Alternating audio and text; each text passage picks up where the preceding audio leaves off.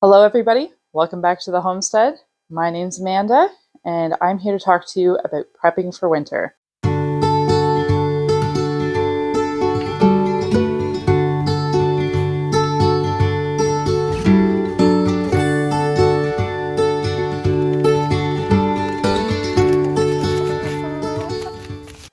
So the season has come where the weather is starting to change and it's time to get those winter preps started.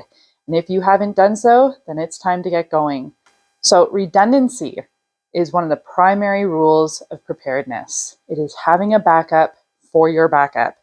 So that's what I'd like to talk to you about today, and having your home and your homestead set should a winter storm blow in, should the power go out, or a long winter ahead. So your first priority is to make sure that your shelter and your housing is set. Check your roofs, check your gutters. The last thing you want to be doing is trying to fix a roof in the middle of winter. I live in Canada. The winters here can be harsh. So we want to make sure that our house is set up for a good long winter ahead. Next, you want to make sure that you've got your heating situation under control.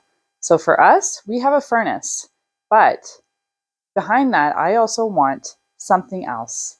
So we have a fireplace, but not only do we have a fireplace, we have a wood cook stove. So this is our wood cook stove. It is currently holding my fermenting vinegar, but this cook stove will heat our house for the winter. So as you can see here, we have been collecting firewood since the spring. Since we first stopped using our fireplace last winter, we started collecting firewood. We cut down dead stock at our property and brought it home. So we are set. Should we need to use that fireplace to heat our home solely, we are still set with all the firewood that we need. On top of a lot of firewood, and I really do suggest, especially anybody living in the northern states or in Canada, to have a wood fireplace. Make it a wood cook stove and you can cut down 2 of those preps because you've got heat and you've got an alternate cooking area.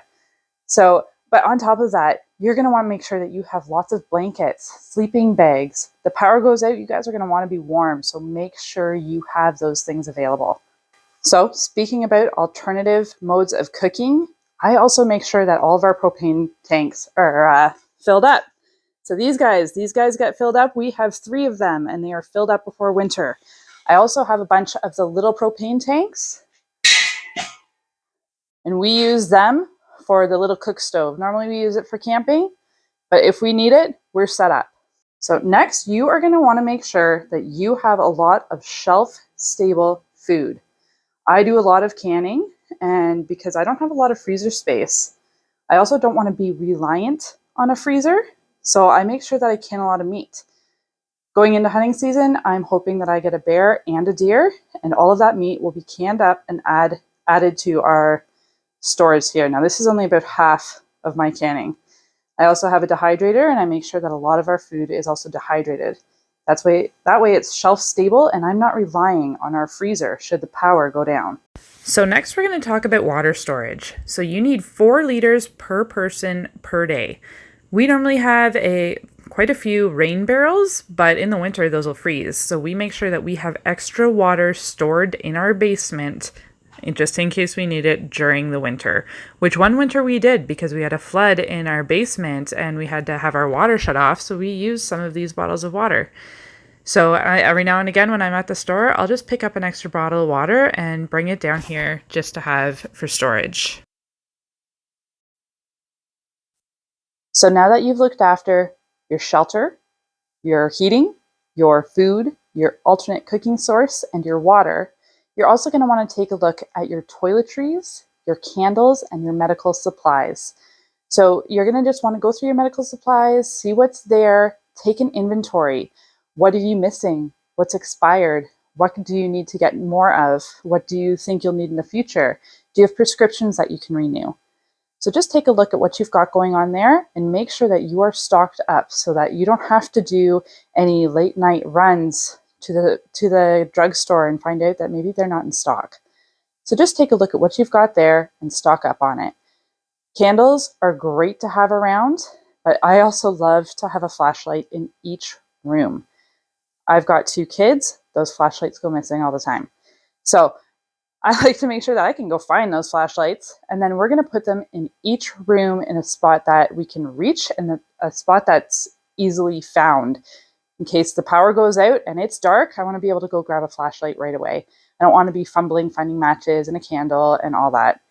Flashlight in a good spot, that's where I'm going to have it. Next, I'm going to make sure that I've got the batteries to go in the flashlight. So I always make sure that I've got a great stock of batteries with me.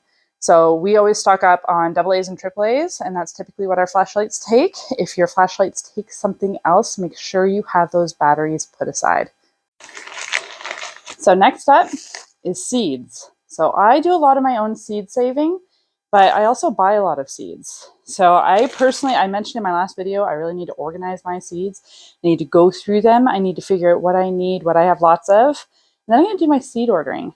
I think it was 2020 and probably 2021, but 2020 definitely, when all of a sudden there was no seeds. All the seed companies were out because everybody wanted to be in their garden. So a lot of people were kind of stuck by that and they couldn't get the seeds that they wanted. So I'm making sure that I'm going through my seeds and I'm going to make sure that I'm stocked up plenty of time ahead so that come spring, I'm not caught short. I've got my supplies and I'm ready to go. I find another reason why it's really good to check your seeds now, especially if you save seeds, is because you can look at those seeds and make sure that they were dried properly and they aren't molding. Because I have had that unfortunate experience of finding my seeds in the spring covered in mold because I hadn't let them dry quite enough before I put them in the bag. Lastly, I'd like to say that you could probably stock up on some books and start learning more skills. Over the winter is a perfect time for stacking skills. Learn that skill that you've been wanting to do for a while now and you just haven't gotten to. Learn how to tan a hide. Read up on how to hunt. Learn that skill that you are waiting to learn. It is perfect timing. So right now, go get those books. Find the resources. Find the YouTube videos. Find what you need to learn that skill and then practice it over winter. I'd like to learn how to knit a sweater or a pair of socks. I'd like to beef up my knitting skills. So that's what I'm going to be doing this winter. Anyways, guys, I hope you are prepping up for winter and getting your stores ready so that you are ready for the long winter ahead as well. I hope you're doing well. We'll see you next time. Please remember to like and subscribe. Thank you.